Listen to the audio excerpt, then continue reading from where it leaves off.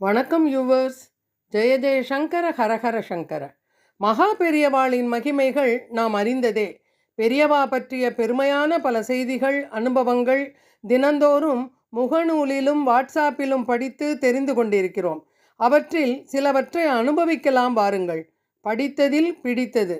பெரியவா சரணம். ஜெய ஜெய சங்கர ஹரஹர சங்கர. பக்தன் நினைக்கும் முன்னே வந்து அருளும் மகா பெரியவாளின் மாயா வினோதம்.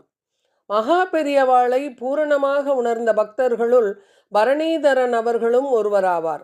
அன்பும் அருளும் நிறைந்த பெரியவாளை பற்றி இவர் அனுபவித்து எழுதியுள்ள சம்பவம் இதோ. வயிற்று வலியால் பரணிதரன் அவதிப்பட்டு கொண்டிருந்தார். சாப்பிடும் முன்பும் வலிக்கும், சாப்பிட்ட பின்னரும் வலிக்கும். அலுவல்களில் கவனம் செலுத்த முடியாதபடி வலி அவரை வாட்டி வதைக்கும். ரங்கா நர்சிங் ஹோம் டாக்டர் பாலாவிடம் காண்பித்த போது அது குடல் புண் எனவும் மிகவும் சீரியஸ் என்றும் சொல்லிவிட்டார். உடனே ஆபரேஷன் செய்தே ஆக வேண்டும், அதுவும் உடனடியாக இந்த சனிக்கிழமையே செய்து விடுகிறேன் என்றும் டாக்டர் கூறினார். டாக்டரிடம் பரணிதரனுக்கு நம்பிக்கை இருந்ததால் அவரும் சரி என்று சொல்லிவிட்டார். அன்று தைரியமாக ஒப்புக்கொண்டு வந்துவிட்டாரே தவிர மனதில் லேசான சங்கடம் குடிகொள்ளத் தொடங்கியது. மனதில் பயம் தோன்றியதும் பெரியவாளை நினைத்து கொண்டார். பெரியவாளிடம் பிரசாதம் பெற்று வந்து ஆபரேஷன் செய்து கொள்ளலாம் என்று முடிவு செய்தார். பெரியவா அப்போது விழுப்புரத்தில் அருளிக் கொண்டிருந்தார். ஸ்ரீ சங்கர ஜெயந்தி அன்று பெரியவாளை தரிசிக்கச் சென்றார். பெரியவா அனுமார் கோவில் தெருவில் இருக்கும் தாம் பிறந்த இல்லத்தில் தங்கியிருந்தார். பக்கத்தில் பெரிய பந்தல் போடப்பட்டு ஜெயந்தி பூஜைக்கான ஏற்பாடுகள் நடந்து கொண்டிருந்தன. ஒரே பக்தர்கள் கூட்டம். கண்ணன் என்பவரிடம் தாம் வந்திருப்பதாக பெரியவாளிடம் சொல்லச் சொன்னார். உடனே பெரியவா இவரை 3 வீடு தள்ளி ஒரு வீட்டில் இருக்கச் சொன்னதாக அவர் கூறினார். சுமார் அரை மணி நேரம் சென்றதும் பெரியவா கண்ணன் பின் தொடர அவ்வீட்டின் பின்புறமாக திடீரென்று வந்ததை பார்த்த பரணிதரன் அதிர்ச்சி அடைந்தார். அவ்வழியே பெரியவா எப்படி வந்தார் என்று இவருக்கு புரியவில்லை. கூட்டத்தை தவிர்ப்பதற்காக வீதி வழியே வராமல் பின்புறம் குறுகிய பாதை வழியே பெரியவா வந்து இல்லத்தில் நுழையும் பெரும் கருணையை பரணிதரன் வியந்தார். எழுந்து வந்தனம் செய்தார்.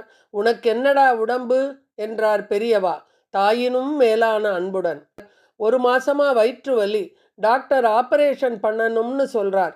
சனிக்கிழமை அன்னிக்கு பண்ணிக்க போறேன். பெரியவா கிட்ட பிரசாதம் வாங்கிண்டு போக வந்தேன் என்று பரணிதரன் உருகி வேண்டி நின்றார். பெரியவா ஒன்றும் பேசவில்லை. கண்ணன் கொண்டு வந்திருந்த பிரசாத தட்டிலிருந்து விபூதி குங்குமம் திராட்சை பிரசாதத்தை தொட்டு பரணிதரனை எடுத்துக்கொள்ளச் சொன்னார். வந்தனம் செய்துவிட்டு பரணிதரன் பிரசாதத்தை எடுத்துக்கொள்ள பெரியவா ஜெயந்தி பந்தலுக்கு சென்றார். பூஜையை பார்த்துவிட்டு அங்கேயே சிறிது ஆகாரம் செய்துவிட்டு மதியத்திற்கு மேல் பஸ்ஸில் புறப்பட்டு பரணிதரன் சென்னை வந்தார். தேனாம்பேட்டையில் பஸ்ஸை விட்டு இறங்கிய பின்னர்தான் அதுவரை வயிற்று வலியே இல்லாமல் தாம் பயணம் செய்ததை உணர்ந்தார். கடந்த 1 மாதத்தில் முதல் முறையாக தொடர்ந்து 4 மணி நேரம் வலியை உணராமல் இருந்தது அவருக்கு ஆச்சரியமாக இருந்தது. எல்லாம் பெரியவாளின் ஸ்பரிசம் பெற்ற பிரசாதத்தின் மகிமை என்பது அவருக்கு தெரியாத ஒன்று அல்ல. மறுநாள் காலை சற்றும் எதிர்பாராத விதமாக அவர் மனதில் ஒரு புதிய எண்ணம் தோன்றியது. டாக்டர் வைத்தியநாதன் என்பவரையும் கேட்டுவிட்டு தனக்கு ஆபரேஷன் தேவைதானா என்பதை தெளிவாக்கி கொண்டால் என்ன என்று புதிதாக மனதில் பட்டது.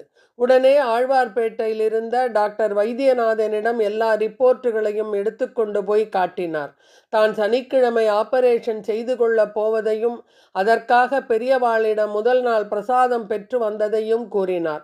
ஆபரேஷன் ஒன்றும் வேண்டாம், 2-3 மாதம் புளி காரம் இல்லாமல் சாப்பிடு, ரசம் சேர்த்துக்கோ, நிறைய தயிர் சாதம் சாப்பிடு, உனக்கு நல்லா ஆயிடும் என்று சர்வசாதாரணமாக கூறிய டாக்டர் ஒரு மாத்திரையை எழுதி கொடுத்தார்.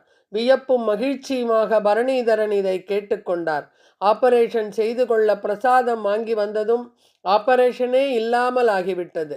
இது என்ன ஒரு விந்தை! சாட்சாத் வைத்தியநாதரான மகா பெரியவாளின் காருண்யத்தில் கிடைத்த பிரசாதம் அல்லவா இந்த டாக்டர் வைத்தியநாதனை ஆபரேஷன் வேண்டாம் என சொல்ல வைத்த அதிசயத்தை செய்திருக்கிறது. அந்த சனிக்கிழமை பரணிதரன் டாக்டர் பாலாவிடம் செல்லவில்லை. சில மாதங்கள் அவரை சந்திப்பதை தவிர்த்தார். தாம் சொன்னதை கேட்காததால் தன்மீது கோபமாயிருப்பாரோ என்று தயங்கினார். பின்னர் ஒரு சமயம் டாக்டர் பாலாவை பரணிதரன் பார்த்தபோது, பெரியவா பிரசாதம் கொடுத்தா என்ன வேணும்னாலும் நடக்கும் என்று டாக்டரும் மகிழ்ச்சியுடன் ஒப்புக்கொண்டார். அந்த டாக்டர் பாலாவும் பெரியவாளை சாட்சாத் வைத்தீஸ்வரராய் கருதுபவரே.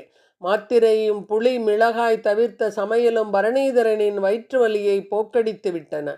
ஆனால் 2 ஆண்டுகள் கழித்து அது மீண்டும் தலை காட்டத் தொடங்கியது. இருப்பினும் பரணிதரன் எந்த டாக்டரிடமும் செல்லவில்லை. ஆகாரத்தில் முன்பை விட இன்னும் கண்டிப்பாக இருந்தார். அப்போது ஒரு நாள் ஆந்திராவில் இருந்த பெரியவாளை தரிசனம் செய்துவிட்டு சென்னைக்கு திரும்பிய சடகோபன் என்பவர் பரணிதரனை பார்க்க வந்தார். பெரியவாளை உத்தரவு கேட்டபோது, மெட்ராஸில் உங்களை பார்ப்பேனான்னு கேட்டார். பார்ப்பேன்னு சொன்னேன்.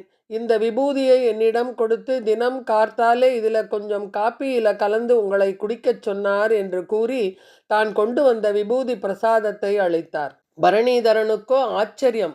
என் உடம்பை பற்றி பெரியவா கிட்ட நீங்கள் ஏதாவது சொன்னேளா என்று கேட்டார். இல்லையே, மறுபடியும் உங்களுக்கு உடம்பு சரியில்லைன்னு எனக்கு தெரியவே தெரியாதே, உடம்புக்கென்ன என்று நண்பரும் வியப்போடு கேட்டார். பழைய வயிற்று வலி மறுபடியும் லேசா வந்திருக்கு. அது எப்படி பெரியவாளுக்கு தெரிஞ்சதுன்னு தெரியல என்றார் பரணிதரன். யார்கிட்டையாவது சொல்லி அனுப்பிச்சேளா? இல்லவே இல்லை. உங்ககிட்ட எப்படி விபூதி கொடுத்து அனுப்பிச்சாருங்கிறது ஆச்சரியமா இருக்கு என்றார் பரணிதரன். சிறு வயதில் வேதபுரி மாமாவின் கண்களுக்கு அகப்படாத ஈசன் பல்லக்கை விட்டு எங்கோ தம்மை கதி என்று காத்திருந்த பக்தரை காப்பாற்றச் சென்ற மாயை போல எங்கேயோ இருந்து கொண்டு ஸ்ரீ பெரியவா தன் பக்தரான பரணிதரனின் உடல் உபாதையை அறிந்து அனுக்கிரகம் செய்வதும் மாயா வினோதம்தானே.